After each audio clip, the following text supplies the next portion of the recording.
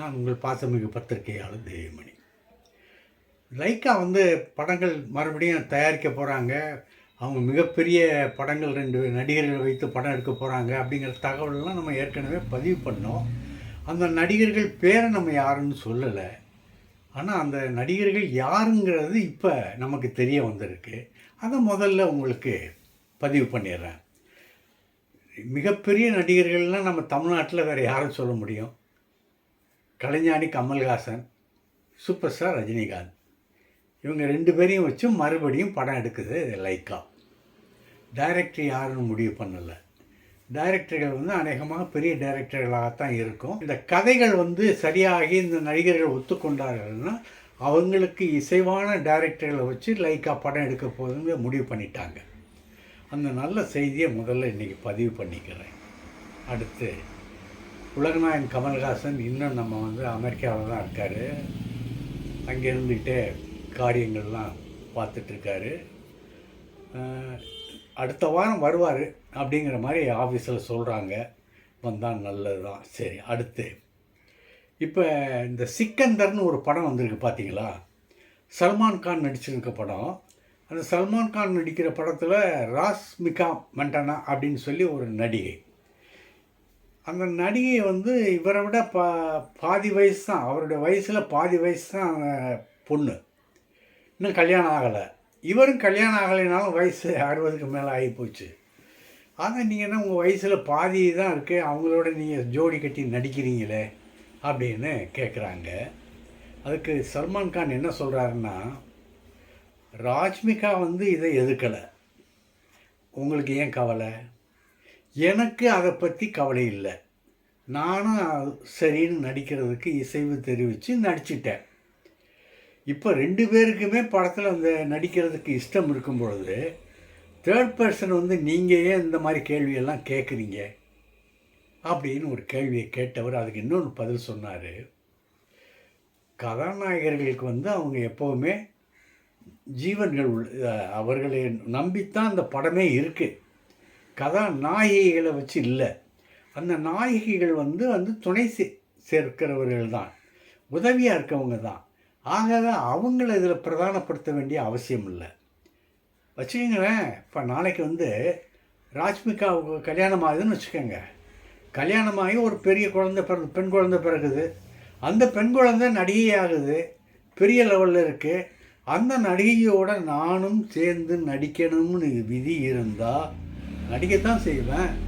நான் மாட்டேன்னு சொல்ல மாட்டேனே. அதில் ஆட்சேபனை தெரிவிக்க வேண்டியது ராஷ்மிகா தானே. உங்களுக்கு என்ன வந்தது அப்படின்னு சல்மான் கான் வந்து ஒரு அதிரடியாக ஒரு பதிலை சொல்லியிருக்காரு. இதே கேள்வியை ஒரு 15 வருஷம் 20 வருஷத்துக்கு முன்னாடி கலைஞானி கமல்ஹாசன்கிட்ட வந்து பத்திரிகையாளர்கள் கேட்டாங்க. இந்த மாதிரி உங்கள் வயசுக்கு பாதி பொண்ணு பாதி வயசு உள்ள இளம் பெண்களோட ஜோடி கட்டி நடிக்கிறீங்களே, சங்கடமாக இல்லையா அப்படின்னு. அவர் கமல் சொன்னார், இது உலகம் பூரா இருக்கிற இதுதான். ஹாலிவுட்லேயும் வயதானவர்கள் வந்து தங்களுடைய வயதுக்கு பாதி வயதில் உள்ள கதாநாயகிகளோடு தான் நடிச்சிட்ருக்காங்க. நம்ம இதில் அமிதாப் நடிக்கிறாரு, திலீப் குமார் நடிக்கிறாரு, ஏன் நானே நடிக்கிறேன். என் லைஃப்லேயும் சரி, நிஜ வாழ்க்கையிலும் சரி, படங்கள்லேயும் சரி, என்னிலும் பாதி உள்ள பெண்களோடு நடிக்கிறேன், வாழ்க்கையில் இருக்கேன்.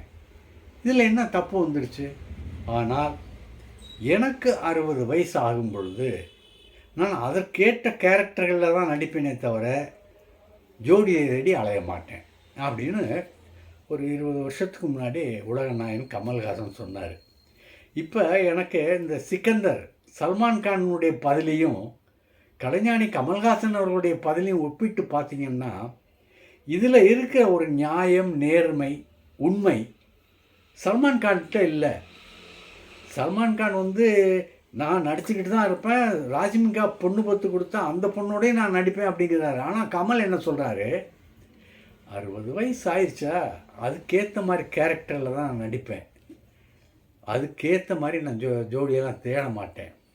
ஏன்னா ரசிகர்கள் மாறிடுவாங்கல்ல, மனமாற்றம் இருக்குமில்ல, நமக்கும் ஒரு தேடுதல் இருக்குல்ல, நம்ம புது புது கேரக்டர்கள் பண்ணணும் அப்படிங்கிற ஒரு தேடுதல் இருக்குல்ல.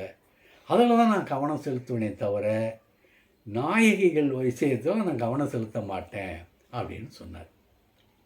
சரி, இப்போ இந்த இதெல்லாம் பழையதெல்லாம் ஏன் சொல்கிறேன் அப்படின்னா, நம்ம கமல்ஹாசனை பற்றிய செய்திகள் புதுசாக இன்னும் ஒன்றும் வரலை. இப்போ வேணால் இன்னொரு புது செய்தின்னு சொல்கிறதா இருந்தால் அது நம்ம கமல்ஹாசனை தொட்டே சொல்லிவிட்டு அப்புறம் அதுக்கு போவோம். மருதநாயகம். இந்த மருதநாயகம் வந்து படம் எடுக்கப்படுது, அது பெரிய திட்டத்தில் தான் அந்த பூஜையெல்லாம் போட்டாங்க. பிரிட்டிஷ் கம்பெனி, ஃப்ரெஞ்சு கம்பெனி, இந்திய கம்பெனி, 3 பெரிய கம்பெனிகள் சேர்ந்து மிகப்பெரிய அளவில் எடுக்கணும்னு சொல்லி தான் திட்டம் போட்டாங்க. சரிகா கமல்ஹாசன் தான் அப்போ அவங்க டைவர்ஸ் ஆகலை. சரிகா தான் காஸ்டியூம் டிசைனர். 7000 காஸ்டியூம்ஸ் தயார் பண்ணியிருந்தாங்க. ஒரு டெஸ்ட் எடுக்கிறதுக்காக 1000 நடிகர்களை தயார் பண்ணியிருந்தாங்க. ஆச்சரியமாக இருக்குல்ல உங்களுக்கு? அது மட்டும் இல்லை, வட இந்தியாவில் உள்ள முக்கியமான நடிகர்களை எல்லாம் இந்த படத்தில் இழுத்து கொண்டாந்து போடணும். ரஜினிகாந்தையும் ஒரு கேரக்டர் பண்ண வைக்கணும், அமிதாப் பச்சனையும் ஒரு கேரக்டர் பண்ண வைக்கணும்னு கலைஞானி கமல்ஹாசன் அப்போவே திட்டம் போட்டிருந்தார். ஏன்னா அப்போ அந்த ஃபாரின் கம்பெனியெல்லாம் இருந்தது பார்த்தீங்களா, அவங்கெல்லாம் இதில் உடன்பாடு, இந்த படத்தை நம்ம பெரிய அளவில் பண்ணலாம் அப்படின்னு சொல்லி ஒரு நம்பிக்கையில் தான் சுஜாதா வந்து கதை வசனம் எழுதினார். இவர் டைரக்டரு, நம்ம கமல்ஹாசன் டைரக்டர், ரவி கே சந்திரன் வந்து கேமராமேன், காஸ்டியூம் டிசைனர் வந்து நம்ம சரிகா. இப்படிலாம் வந்துட்டு சந்தான பாரதி முக்கியமான கேரக்டர், அவரும் இதெல்லாம் இருக்கார் அதில். இப்படி போய்கிட்டு இருக்கும்போது தான் திடீர்னு அந்த பிரிட்டிஷ் கம்பெனி வந்து நாங்கள் இந்த திட்டத்திலிருந்து நாங்கள் விளைவிக்கிறோம் அப்படின்னு ஒரு அதிரடியாக ஒரு குண்டை போட்டாங்க. அவங்க அதிரடியாக குண்டை போடுறதுக்கு ஒரு காரணம் இருந்தது. பொக்ரான் அணு ஆயுத சோதனை, 2ஆம் கட்ட சோதனை, வாஜ்பாய் அவர்கள் வந்து பிரதமராக இருந்தபோது நடத்தப்பட்ட சோதனை. நம்ம அப்துல் கலாம் அவர்கள் தான் அந்த பொக்ரானில் அந்த சாதனையை செஞ்ச விஞ்ஞானி. அவங்க இந்த அணு சோதனையில் வெற்றி பெற்று நாங்களும் அணுசக்தியில் இருக்கிறோம் அப்படின்னு உலகுக்கு சொன்ன பிறகு இந்த அமெரிக்கா, இந்த பிரிட்டிஷ், ஃப்ரான்ஸ், இந்த கம்பெனியெல்லாம் இந்த பெரிய பெரிய நிறுவனங்கள் இருக்குது, நாடுகள் இருக்குது பார்த்தீங்களா, அவங்கெல்லாம் என்ன பண்ணியிருந்தாங்கன்னா இந்த அணுசக்தி உள்ள அந்த இருக்காங்க இல்லையா, அது ஆக்கப்பூர்வமான ஒரு வேலைகளுக்கு, திட்டங்களுக்கு பயன்படுத்தினால் அந்த நாட்டுடன் தொடர்பு பண்ணி அவங்களோட இணைந்து பணியாற்றுவதில் எந்த விதமான ஆட்சேபனையும் கிடையாது. ஆனால் அது இராணுவத்துக்கு பயன்படுத்தப்படுமானால் நாங்கள் அதிலிருந்து விளைவிக்கிடுவோம் அப்படிங்கிற ஒரு ஸ்டாண்டை அந்த காலத்தில் அந்த அணு ஆயுத அந்த நாடுகள்லாம் வச்சுருந்தாங்க. இப்போ அவங்க என்ன விலகினவுன்னு காரணம் என்ன சொன்னாங்கன்னா, இந்தியா வந்து ஒரு அணு வல்லரசு ஆயிடுச்சு, அந்த நாட்டோட நாங்கள் எந்த விதமான பணவர்த்தனையும் பண்ணிக்க மாட்டோம், வர்த்தக ஒப்பந்தங்கள் செஞ்சுக்க மாட்டோம், திரைப்படத்துக்கு நாங்கள் ஒத்துழைப்பு தர மாட்டோம் அப்படின்னு அவங்க விலகிட்டாங்க. அந்த விலகினதுக்கு அப்புறம்தான் அந்த மருதநாயகம் அப்படியே இதாகிடுச்சு. ஆனால் அது கமல்ஹாசன் விடலை. 2003 வரைக்கும் ட்ரை பண்ணிக்கிட்டே தான் இருந்தார், இதை எப்படியாவது எடுத்துடணும், அதற்கேட்ட இளைஞர்களை போட்டு, புதியவர்களை போட்டு இதை புதுசாக நம்ம இந்த வரலாற்று இதை கொண்டாடணும்னு சொல்லி முயற்சி பண்ணிக்கிட்டு தான் இருந்தார் 2001 வரைக்கும். ஆனால் அதுக்கப்புறம் அது ஒன்றும் திட்டங்கள் சரியாக வரலை, யாரும் ஆதரவு தரலை, பெரிய முதலீடு பண்ணுறதுக்கு யாரும் ஆதரவு கொடுக்கல, நாட்டமும் இல்லாமல் இருந்தாங்க. ஆகையினால் அந்த மருதநாயகத்தை அப்படியே மூடி வச்சுட்டாங்க. ஆனால் அந்த ட்ரெய்லர் இருக்குது பார்த்தீங்களா, 1.25 கோடி செலவில் எடுத்த ட்ரெய்லர் இன்றைக்கி வரைக்கும் ஒரு சான்றாக இருக்கிறது. இந்த படத்தினுடைய எந்த காலத்துலையும் இதை படமாக்கலாம் அப்படிங்கிற ஒரு நம்பிக்கை ஊட்டும் முன்னோட்ட காட்சியாக தான் அந்த ட்ரெய்லரை பார்க்குறேன் அப்படின்னு கமல்ஹாசனே சொல்லியிருந்தார். அது உண்மை தான். சரி, அடுத்து இன்னொரு செய்தி. இப்போ ஜனநாயகன், அதையும் நம்ம விஜய் அவருடைய கடைசி படம் ஜனநாயகன், அரசியல் தலைவராகிட்டதுனால அந்த ஜனநாயகன் படத்தை எடுத்து இப்போ இந்த பொங்கலுக்கு தான் வெளியிட போகிறாங்க. 130 கோடி ரூபா அந்த அமேசான் விலை போயிருக்கு. திரையிடல், அதாவது டிவி சேனலுக்கு வந்து அவங்க என்ன கேட்டிருக்காங்கன்னா 70 கோடி ரூபா நீங்கள் கொடுத்தா நாங்கள் டிவி சேனல் உரிமையை தந்துடுறோம் அப்படின்னு பட நிறுவனம் சொல்லியிருக்கு. பட நிறுவனம் வந்து பெங்களூர் சேர்ந்தது. ஆனால் 70 கோடி ரூபாய் கொடுத்து யாரும் இங்கே வாங்குகிற மாதிரி இல்லை. காரணம், இங்கே பெரிய நிறுவனமே வந்து சன் டிவி தான் சொல்ல முடியும். அவங்க வாங்கினாதான் வாங்குறபடி. அவங்க என்ன சொன்னாங்க, 55 கோடி ரூபாய் கை மாற்றி விட்டுருக்குறோம், கையடிச்சிடலாம், என்ன சொல்கிறீங்க அப்படின்னு கேட்டாங்க.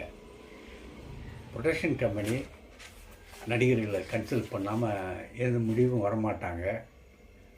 விஜயா கன்சல்ட் பண்ணாங்க, கொடுத்துருங்க அப்படின்ட்டார். கொடுத்துருங்கன்ன உடனே இவங்களும் சரின்ட்டாங்க. 55 கோடி ரூபாய்க்கு சன் டிவி அந்த ஜனநாயகனை கைப்பற்ற இருக்கிறது. இன்றைக்கு வரைக்கும், அதாவது இப்போ வரைக்கும் பேச்சுவார்த்தை முடிஞ்சிருச்சு. 55 கோடிங்கிறது முடிவுக்கு வந்துட்டாங்க, ஃபைனலுக்கு வந்துட்டாங்க. கையெழுத்து தான் போடலை. சரி, இது அரசியல் ரீதியாக இதை எப்படி பார்க்குறாங்க அப்படின்னா, அரசியல் ரீதியாக இது விஜய்க்கு ஒரு பின்னடைவை தரும். ஏன்னா அவர் என்ன சொல்கிறாருன்னா, அவருடைய திமுகவை தான் ரொம்ப கடுமையாக சாடுறாரு, கண்டிக்கிறாரு, ஊழல் ஆட்சிங்கிறாரு. அதை மாற்றத்தான் நாங்கள் வந்திருக்கோம், எங்களுக்கும் திமுகவுக்கும் தான் போட்டியை தவிர வேறு யாருக்கும் கிடையாது அப்படின்னு உரத்த குரலில் மு.க. ஸ்டாலின் அப்பா பேரை சொல்லி சொல்லி சொல்கிறாரு. அப்படின்னா எந்த அளவுக்கு அரசியல் பார்வை மூர்க்கத்தனமாக இருக்குது. மூர்க்கத்தனமாக இருந்தால் தான் முன்னேற முடியுங்கிறது வேறு. ஏன்னா சில இடங்களில் அந்த மூர்க்கத்தனம் தேவை. ஆனால் எல்லா இடத்துலையுமே மூர்க்கத்தனம் இருந்தால் அது அறிவார்ந்த செயலாக இருக்காது, அறிவார்ந்த முடிவு எடுக்க முடியாது. இப்போ ஒரு ஓகே சொல்லிட்டதுனால என்ன ஆச்சுன்னா, அரசியலில் வந்து நடுநிலையானவர்களுக்காக மற்றவங்களும் இருக்காங்கல்ல. நீ பேசுகிறது ஒன்று பேசுவ, ஆனால் உங்களுக்குள்ளே நீங்கள் எல்லாம் விட்டு கொடுத்து 55 கோடின்னு நீங்கள் உங்களே விலை பேசி நீங்களே பண்ணிக்கிறவீங்க. ஊழல் கட்சின்னு சொல்லுவீங்க, ஆனால் அந்த ஊழல் கட்சி நடத்துகிற டிவி சேனலில் போய் நீங்கள் உங்கள் படத்தை கொடுத்து நடிக்க பணம் வாங்கி நீங்கள் பணவர்த்தனை பண்ணிக்கிட்டு நீங்கள் இது பண்ணுவீங்க. யாரை ஏமாற்ற பார்க்குறீங்க அப்படிங்கிற ஒரு கேள்வியை இந்த கட்சிகள், மற்ற கட்சிகள் கேட்குறதுக்கு ஒரு வழி இருக்குது. ஆகையினால் இது அரசியல் ரீதியாக விஜய்க்கு மிகப்பெரிய பின்னடைவை தரும், பின்னடைவை சந்திப்பார் அப்படிங்கிறது உறுதியாக எல்லோருமே சொல்கிறாங்க. நானும் அதை வழிமொழிகிறேன். இது வந்து விஜய்க்கு ஒரு பின்னடைவு. சரி, அடுத்து சாடுறாரு, கண்டிக்கிறாரு, ஊழல் ஆட்சிங்கிறாரு. அதை மாற்றத்தான் நாங்கள் வந்திருக்கோம், எங்களுக்கும் திமுகவுக்கும் தான் போட்டியை தவிர வேறு யாருக்கும் கிடையாது அப்படின்னு உரத்த குரலில் மு.க. ஸ்டாலின் அப்பா பேரை சொல்லி சொல்லி சொல்கிறாரு. அப்படின்னா எந்த அளவுக்கு அரசியல் பார்வை மூர்க்கத்தனமாக இருக்குது. மூர்க்கத்தனமாக இருந்தால் தான் முன்னேற முடியுங்கிறது வேறு. ஏன்னா சில இடங்களில் அந்த மூர்க்கத்தனம் தேவை. ஆனால் எல்லா இடத்துலையுமே மூர்க்கத்தனம் இருந்தால் அது அறிவார்ந்த செயலாக இருக்காது, அறிவார்ந்த முடிவு எடுக்க முடியாது. இப்போ ஒரு ஓகே சொல்லிட்டதுனால என்ன ஆச்சுன்னா, அரசியலில் வந்து நடுநிலையானவர்களுக்காக மற்றவங்களும் இருக்காங்கல்ல. நீ பேசுகிறது ஒன்று பேசுவ, ஆனால் உங்களுக்குள்ளே நீங்கள் எல்லாம் விட்டு கொடுத்து 55 கோடின்னு நீங்கள் உங்களே விலை பேசி நீங்களே பண்ணிக்கிறவீங்க. ஊழல் கட்சின்னு சொல்லுவீங்க, ஆனால் அந்த ஊழல் கட்சி நடத்துகிற டிவி சேனலில் போய் நீங்கள் உங்கள் படத்தை கொடுத்து நடிக்க பணம் வாங்கி நீங்கள் பணவர்த்தனை பண்ணிக்கிட்டு நீங்கள் இது பண்ணுவீங்க. யாரை ஏமாற்ற பார்க்குறீங்க அப்படிங்கிற ஒரு கேள்வியை இந்த கட்சிகள், மற்ற கட்சிகள் கேட்குறதுக்கு ஒரு வழி இருக்குது. ஆகையினால் இது அரசியல் ரீதியாக விஜய்க்கு மிகப்பெரிய பின்னடைவை தரும், பின்னடைவை சந்திப்பார் அப்படிங்கிறது உறுதியாக எல்லோருமே சொல்கிறாங்க. நானும் அதை வழிமொழிகிறேன். இது வந்து விஜய்க்கு ஒரு பின்னடைவு. சரி, அடுத்து உலகநாயகன் கமல்ஹாசனை பற்றி நிறைய பேர் நிறையா சொல்லிகிட்டு இருக்காங்க. அவர் பெரிய சாதனையாளர், அவர் மனசு வச்சா எதையுமே எல்லாம் நடத்திக்கிடுவார் அப்படின்ட்டு. இப்போ ஒரு சின்ன ஒரு உதாரணத்தை வர்ற வழியில் ஒரு நண்பர் சொன்னார். எல்வி பிரசாத் மிகப்பெரிய டைரக்டர், தயாரிப்பாளர். இன்றைக்கி எல்வி பிரசாத்துங்கிற பேரில், அவர் பிரசாத் பேரில் தான் ஸ்டூடியோக்கள்லாம் இருக்குது. ஒரு பெரிய பிதாமகர் அவர் வந்து திரைப்பட உலகத்தில் ஒரு பெரிய ஆள், டைரக்டர், வயசானவர். அவரை ராஜபார்வையில் நடிக்க வச்சிட்டாரு கமல்ஹாசன், தாத்தாவாக நடிக்க வச்சிட்டாரு. கே. பாலச்சந்தர் கேட்குறாரு, கமல், எப்படி அவரை படத்தில் நடிக்க வச்ச அப்படின்னு ஆச்சரியத்தோடு கேட்குறாரு. அது மட்டும் இல்லை, அவர் எல்வி பிரசாத்தை என்ன சொல்கிறாரு, கமல் கேட்டபோது என்னால் மறக்க முடியல, நானும் போதிய அளவு நான் தவிர்த்து பார்த்தேன், ஆனாலும் இல்லை, என்னை விடலை, நடிக்க வச்சுட்டாரு. சில சீன்கள் நடித்த பிறகு எனக்கே ஒரு உற்சாகம் வந்துருச்சு. இந்த நடிக்கணும், நம்ம முழுமையாக நடித்து இந்த படத்தை கொண்டாந்து வரணும் அப்படின்னு சொல்லி நானே ஈடுபட்டு நடித்தேன்.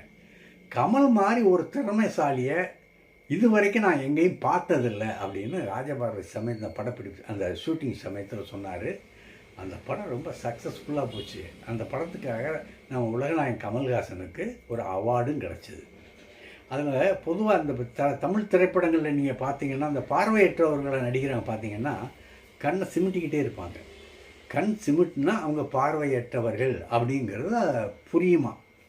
ஆனால் கண் சிமிட்டல் இல்லாமையே இந்த படத்தில் தன்னை முழு அந்தகராக நடித்து படத்தில் வெற்றி பெற்றவர் உலகநாயகன் நம்மவர் கமல்ஹாசன் சொல்லிட்டு நாளைக்கு சந்திப்போம்.